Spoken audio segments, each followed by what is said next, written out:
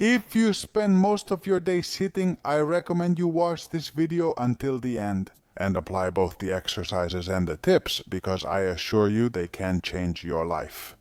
Sitting for many hours will promote the development of circulatory and cardiovascular diseases, but above all, it will lead to discomfort and muscle pain. That's why today I'm bringing you a short exercise routine that you can do right in your own office. It will help you improve your quality of life and reduce back pain.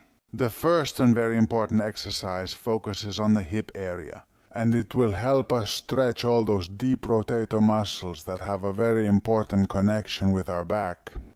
I invite you to cross your legs so your ankle rests just above. Next, I want you to use your hands to hold your knee and push that leg down a little so it doesn't go up. Bring your chest as close as possible while keeping your back straight. Notice that I'm not rounding my back. Instead, my chest is out, and at the same time, I'm closing the space between my rib cage and my knee. What are we going to notice? Tightness all along the outside of the hip. In all those muscles so deep that they have a huge connection with back pain.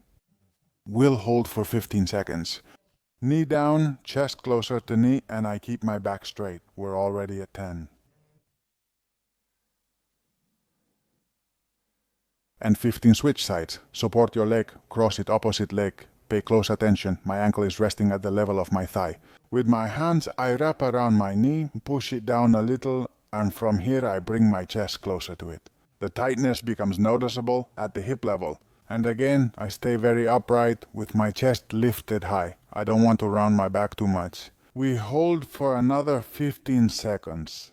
7, 8, 9, 10, 11, 12, 13, 14, and 15. And we slowly return to the starting position. We continue with the second exercise, especially designed for all of you who have a bit of a hunchback or curve and who spend all day working hunched over your body. Simple. Pay attention, we'll use the table. I want you to place both your elbows on the table and rest the thumb side of your hands just below your jaw on both sides. From here, we're going to use the chair wheels to move backward, move your feet, get comfortable, and little by little work on extending your upper back. Very comfortable where we're going to work on it, especially here. Here, we want that hunched position to open up completely forward through an extended position. It might take you a little while to get the hang of it, to find that point in the exercise, but I assure you it's extremely powerful. Sit on the chair's edge, okay? That's important. Elbows on the table, hands under my jaw. I slide back with my wheels and keep the tension. For a few seconds I move forward again, slide with the chair wheels, and then go back down again. 2. Extension, let's do 10 repetitions together. Hold for a few seconds, very nice. 3. Let's go again. Extension, I stretch my entire back area. 4. One more. Extension. 5. And now let's look at a second variation, in case any of you find it a little difficult. Can we place our arms the same way at the edge of the table? Make sure those elbows are tucked in properly. And next we're going to lower our body down. We hold for 5 seconds, 2, 3, 4, 5, and we return to the starting position. Less intense than the previous one. I like it less, but for all of you who find that first exercise difficult, you can try this one. Arms supported. Let your head drop between your shoulders and slide your hips back using the wheels of the chair. Let's do a couple more. I let my head drop between my shoulders. I hold the position. Extension, extension, one more, and I'm going to show you another different variation. I hold for a few seconds, 2, 3. Very pleasant. And if you don't like this variation either, we can do the next one. We can get on our knees on the floor. Be careful if your colleagues are watching, as they might think you're acting strangely. We can rest our elbows on the table, move apart slightly, and tuck our head between our shoulders again. Bend your elbows, reach your hands to your upper back, and even use your fingers to push down a little. This position is very good, very pleasant. We relax and return. Let's do 3 repetitions so you can see it clearly. The only requirement is to have a solid table, okay? One that can support your body weight, but it's extremely pleasant. Combine the first exercise with the second to stretch the entire back area and the shoulder area. So you're going to feel it here at the level of the shoulder blades or even here at the level of the armpit. One more, breathe in, breathe out. And we extend. Very good. We go back to the chair and continue with the third exercise. The next exercise is one of my favorites and it works on the mobility of the lumbar area. It's a pelvic tilt. For this, we need to sit as close to the edge of the chair as possible. And as you can see, I've removed the armrest to show it to you properly. I want you to focus on your abdominal area, specifically on your belly button. And I want you to think about it. The first movement you need to make is to push that belly button forward to arch your lower back as much as possible. As you can see, the lower back arches, it moves forward, my chest comes up, and I tend to look toward the ceiling. Is everything correct? Now, pull your belly button in to round your back. Notice how it goes in and your back nearly touches the chair's backrest. Take a breath, then move your belly button forward as much as you can. I arch my lower back, then release. I recommend placing your arms on both sides of the chair or even on your abdomen. I'm positioning myself like this so you can see it clearly. I take a breath. I exhale, I round my spine as much as possible. You see how powerful it is to move that spine in flexion and extension.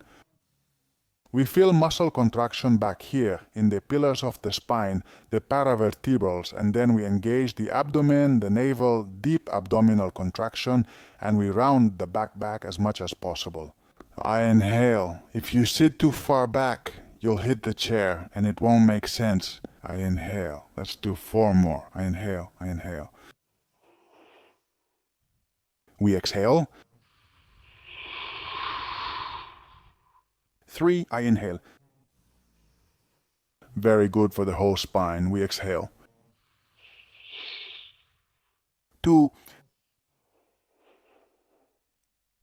we exhale. 1, last repetition. We exhale and round out.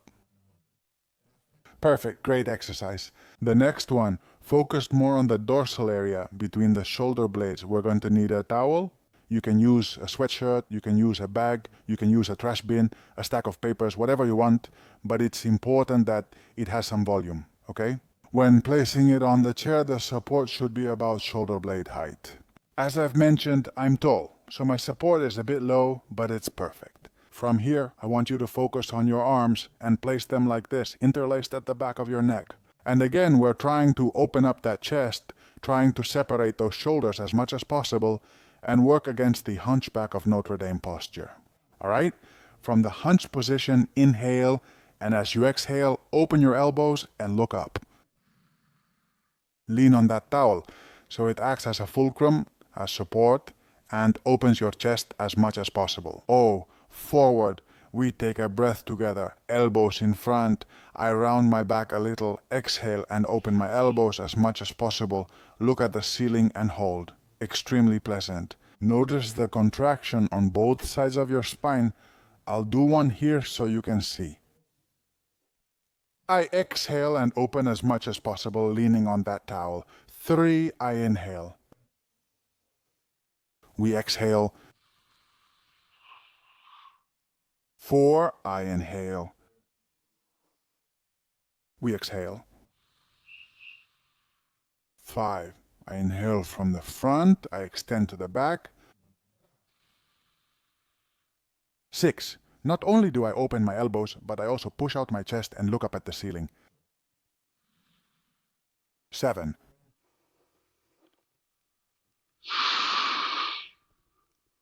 8,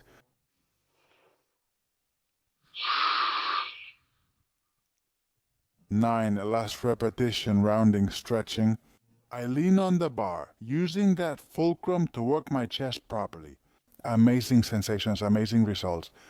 Next, a new exercise targeting the dorsal area. We all know that it's a very blocked area and that it's hard to move, especially if we sit all day. Pay close attention.